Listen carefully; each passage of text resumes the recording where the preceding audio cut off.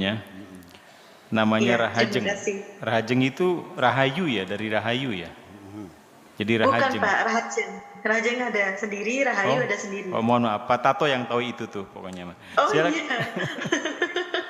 Pak Tato silakan untuk closing statement. Iya. Terima kasih Kang Afkar, izin Buya, Bapak Ibu, pemirsa, Wami Mati dimanapun berada.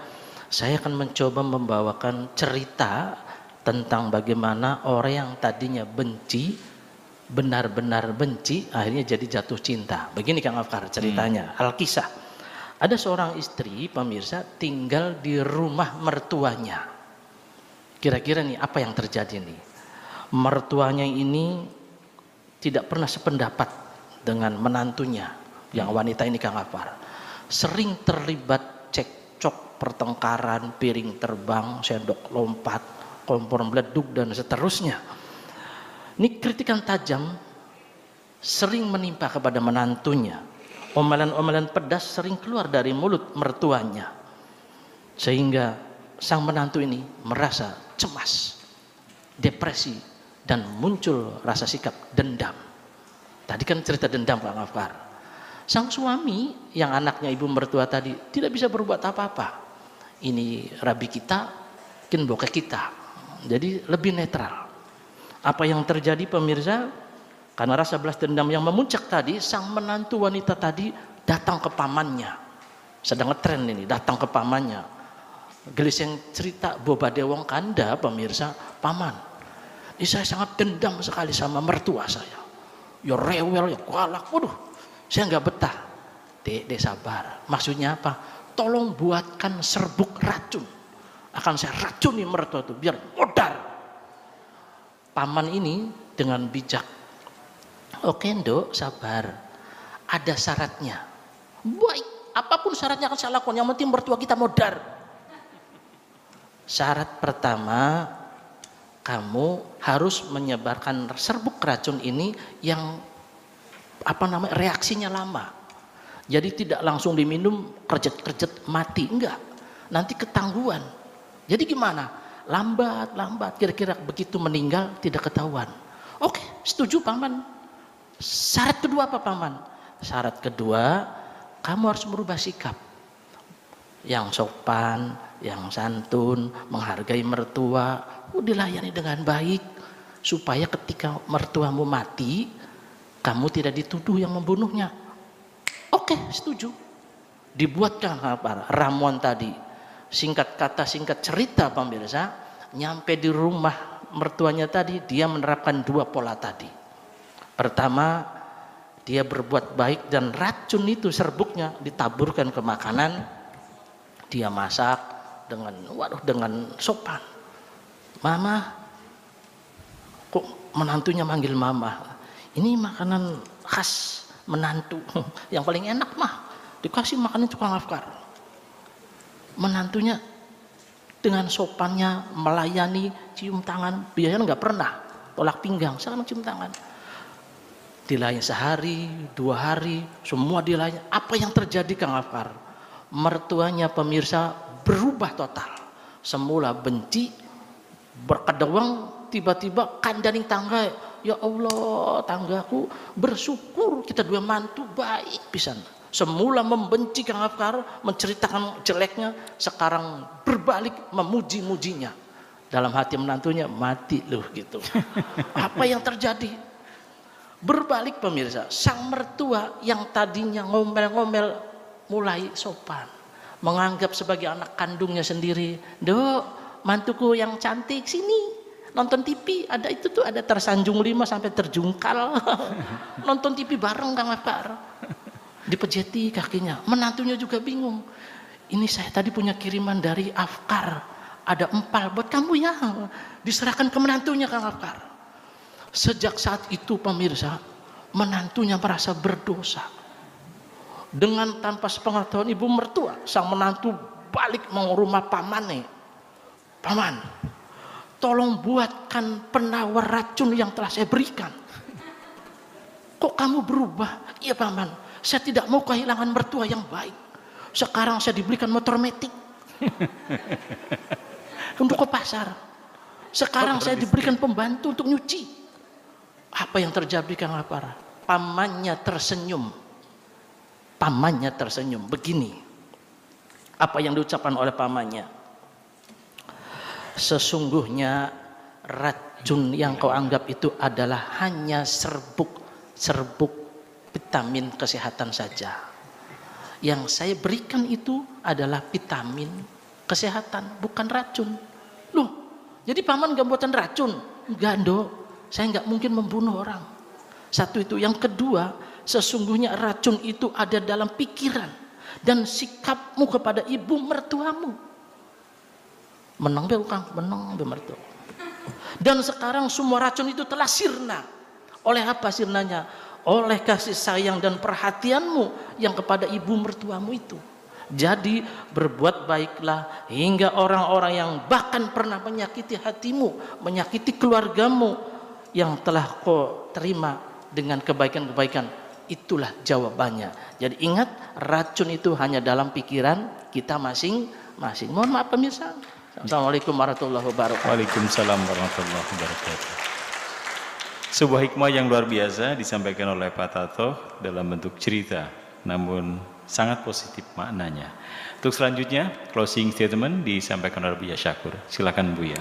Ya, ini enggak nyala.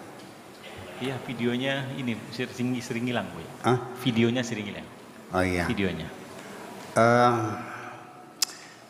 Tadi kita bicarakan gelombang apa yang bisa mengangkut aroma. Kenapa kita bicarakan aroma? Gelombang cinta juga nanti kalau sudah 150 jilid, ini kan sudah 120 jilid ya, udah. Iya, sudah 120 jilid, berhenti, nanti kelanjutannya gelombang aroma cinta. Jadi aroma itu lebih halus lagi, kalau gelombang kan ombak besar. Iya. Kalau kecil riak, kalau agak besar ombak, kalau tinggi gelombang. Nah kalau aroma kan lebih lembut lagi. Penting aroma ini dalam kehidupan sehari-hari. Dalam halaman 11 saya bacakan dulu, nanti saya terangkan. Tadi siang panas terik luar biasa. Di sore hari bersamaan dengan tenggelamnya matahari, hujan turun deras sehingga tercium menyengat ya bau tanah. Entah bagaimana bau tanah yang tercium hidungku tiba-tiba membangunkan kenangan yang sedang tertidur dan menyadarkan kembali kerinduan yang sedang terlena, sehingga semua file, memori dan dalam jaringan otakku terbuka lagi. Di sana, di belahan Eropa, musim semi, ya musim bunga, namanya musim semi. Kalau sedang musim autumn, spring itu musim semi. Itu biasa banyak hujan, berbunga-bunga. Disebut juga musim cinta. Musim cinta. Tanah yang tadinya kering ditimpa hujan, ada baunya enggak? Ada. Nah ini bau tanahnya luar biasa sebetulnya. Artinya mendorong kita berimajinasi. Seberapa besar pentingnya aroma itu memang sesuai dengan peradaban masing-masing dan sangat subjektif sekali sih memang. Kalau kita mencium gorengan terasi, apalagi terasnya cap monyet ya, dari Cirebon tuh, pasar pagi gitu, langsung perut kita ngerasa lapar, betul nggak? Betul. Tapi orang Eropa yang pernah saya tahu, ada orang Indonesia yang bakar terasi, pada muntah mereka tuh. Karena baunya ikan busuk kan. Bagi kita kan itu berarti kan relatif, subjektif sekali. Iya. Ketika kita pengaruhnya aroma ya, ketika mencium bau yang busuk, bangkai tikus yang terjepit di dalam pagar, baunya busuk, kita bisa muntah kok. Terjadi sekresi hormon dalam tubuh kita, muntah gitu. Dulu ketika saya sedang puber, masa 15-16 gitu tahun itu, dan pada waktu itu orang perempuan masih umum pakai BH, belum pakai baju loh, masih pakai BH, kuning, merah, BH itu ya, Bu ya, masih inget nggak? Terus kantongnya 2 di sini, itu sudah paling hebat dah waktu itu. Kemudian belum ada sampo, belum ada apa lagi, belum ada lah. Itu rambutnya ini pakai minyak goreng, Bu, minyak goreng. Kadang-kadang minyak jelantah bekas tuh, bekas ngoncom tuh. Coba bau minyak goreng dipakai rambut kayak apa baunya? Mungkin sekarang muntah ya, tapi waktu itu saya sedang masa puber, itu saya bersawat loh, nafsu gairah, bau rambut perempuan. Itu kan berbeda-beda, aroma itu bermain dalam pikiran kita. Makanya termasuk salah satu untuk menghilangkan bad mood yang kita alami suatu ketika kita merasa tidak nyaman. Itu sangat efektif sekali, ruangan yang kita semprot dengan spray, dengan harum. Itu bisa menghilangkan bad mood kita semuanya. Betapa pentingnya aroma. Ya. Minyak misik itu kalau kita dipakai di Perancis, orang tutup hidung, pengen muntah mereka itu. Tapi kalau di Arab disedot lagi, iya kan? Tapi ketika minyak wangi sentuhan tangan Perancis yang lembut, semua minyak wanginya berkualitas. Dan harganya juga mahal. Nah itu sama menimbulkan kegairahan. Nah yang ingin saya bicarakan ini, apa pengaruhnya bau tanah?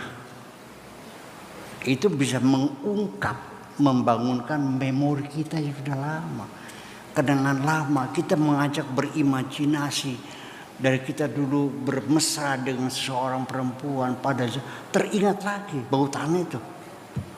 Ini mungkin ini belum dikaji mendetail, tapi saya berharapkan para psikolog, psikiater melakukan kajian pengaruh aroma terhadap kehidupan kita sehari-hari, membangun pemikiran dan sebagainya. Itu sangat penting sekali.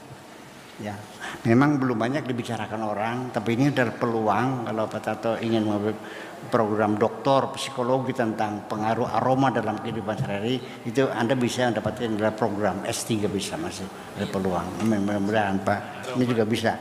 Siap. psikologi aroma dalam mengolah rasa dan jiwa manusia. Saya kira terima kasih. Ya. Luar biasa. Ya, Sobat Hima TV, ternyata membangun sebuah persepsi yang berbeda itu akan melahirkan sikap yang berbeda pada setiap individu.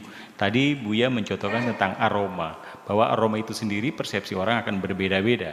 Tadi contohkan misik ketika dibawa ke Perancis, orang Perancis semuanya muntah. Tapi kemudian ketika misik dibawa ke tanah Arab, orang Arab semuanya mabuk kepayang dengan aroma itu. Ya, terima kasih saya sampaikan malam hari ini luar biasa, malam yang cukup membagian kita semuanya, di mana banyak ilmu yang sudah kita dapatkan. Terima kasih saya sampaikan kepada Mbak Rahajeng Widiarti dari Probolinggo yang sudah membacakan Gelombang Cinta dengan berhasil baik, kemudian juga Pak Tato sebagai pendamping saya dan sekaligus juga apresiator, tentu kepada guru mulia kita Buya Syakur Yasin yang sudah banyak memberikan pengetahuan kepada kita semuanya. Hadirin Zumiyin Zumiyat yang sudah berpartisipasi malam ini, terima kasih. Dan demikian kebersamaan kita hari ini dalam kajian kitab At-Qorobani untuk kesempatan Minggu 19 November 2023. Saya Afkar dan saya Tato mengucapkan salam damai bahagia Indonesiaku. Assalamualaikum warahmatullahi wabarakatuh. Waalaikumsalam warahmatullahi wabarakatuh.